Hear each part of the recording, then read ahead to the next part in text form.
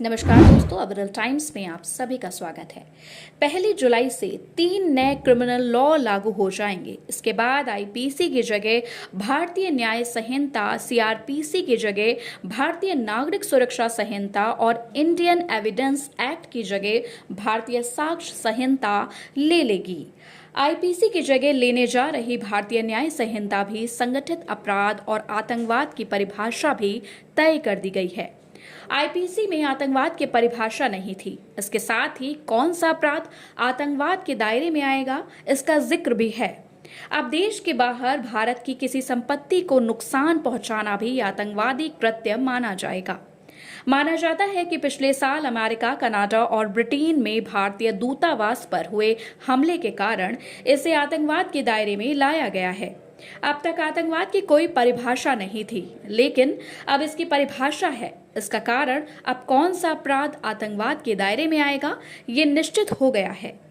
भारतीय न्याय संहिता की धारा 113 के मुताबिक जो कोई भारत की एकता, अखंडता और सुरक्षा को खतरे में डालने, आम जनता या उसके एक वर्ग को डराने या सार्वजनिक व्यवस्था को बिगाड़ने के इरादे से भारत या किसी अन्य देश में कोई कृत्य करता है तो उसे आतंकवादी कृत्य माना जाएगा।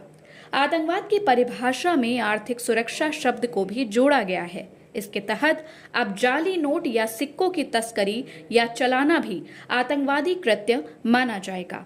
इसके अलावा किसी सरकारी अफसर के खिलाफ बल का इस्तेमाल करना भी आतंकवादी कृत्य के दायरे में आएगा।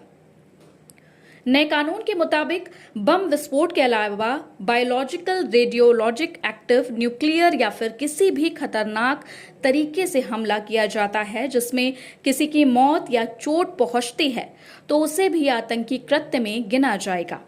इसके अलावा देश के अंदर या विदेश में स्थित भारत सरकार या राज्य सरकार की किसी संपत्ति को नष्ट करना या नुकसान पहुंचाना भी आतंकवाद के दायरे में आएगा।